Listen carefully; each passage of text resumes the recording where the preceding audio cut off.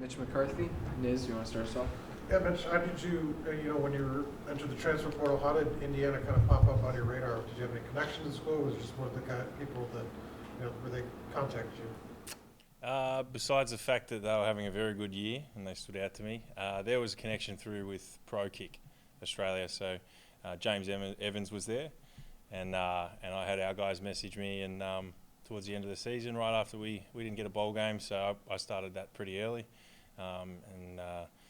so that's kind of how it started. And I was a basketballer before I was a footballer, so I definitely knew about the Hoosiers. So yeah, it was very exciting.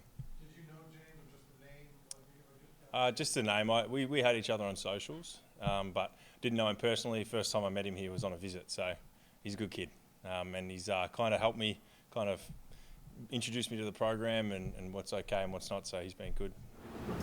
Go to Pete and Daniel. What transitioned you to punting? Why did you end up being a punter?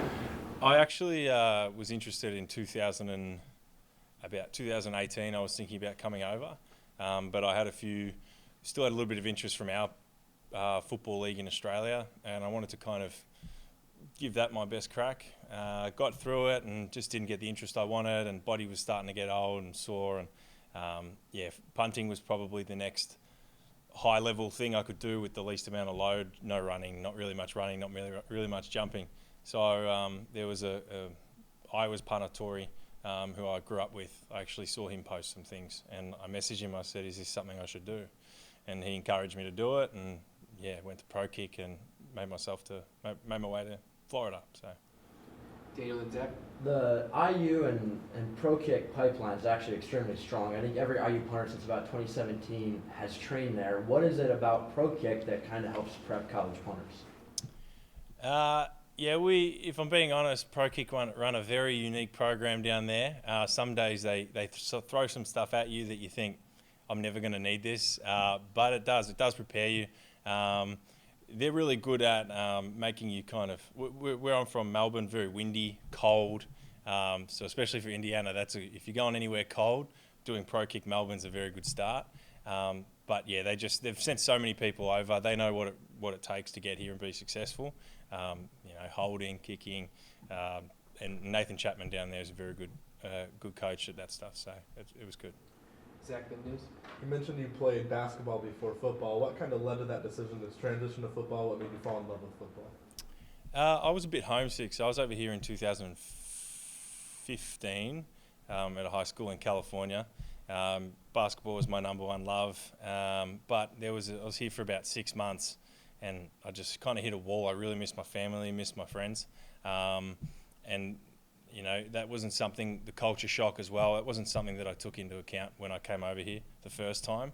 That was kind of enough I actually mentioned to an old coach that I was kind of losing passion for basketball a little bit, and I had a few phone calls from some professional clubs, and that kind of pushed me to go back home and signed a contract there. And it's funny how it kind of all works out, because my first offer from basketball was from Valpo, so it's funny where you end up. Niz and Pete. Have you gotten a chance to go to assembly and put a couple shots yet? I think I'd airball the first few. It's been a while. I can't remember the last time I picked up a basketball and shot it, so I wouldn't mind it. That's something that's on the bucket list while I'm here, is to get to a game and shoot around on court. That'd be awesome. And just how were you more prepared the second go-round for the culture shock? You mentioned, obviously a little older, but what was different? I think the first time I came here, I knew that the Australian rules route was still viable.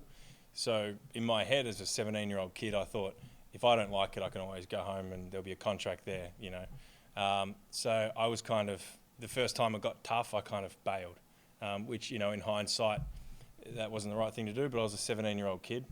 This time around, I worked a job for 6 years and understand how tough the real world is out there, and how lucky I was to have it, how lucky us boys are to have a football team and be able to play sport at a high level. And this time coming around, I just had the knowledge and the wisdom that comes with 6 years. It sounds funny working a real job, I grabbed it with two hands. So I was a courier for a plumbing company for a few years, and then did disability support work for a couple there. So. Pete and Zach. I'm curious, how far can you kick? kicking punts. And then what is the key to consistency? To be able to, maybe you can't launch 70-yarders all the time. Yeah. How far can you go and what's the key? I mean, asking how far you can kick it can be misleading because I think everyone in the Big Ten can kick a 70-yard ball. Well, you wouldn't be playing if you couldn't. But to answer your question about consistency, my biggest thing that I've been working on is swinging less. So I'm not sure if any of you guys play golf, but when you try and overswing it or overkick, usually you miss kick it or miss hit it.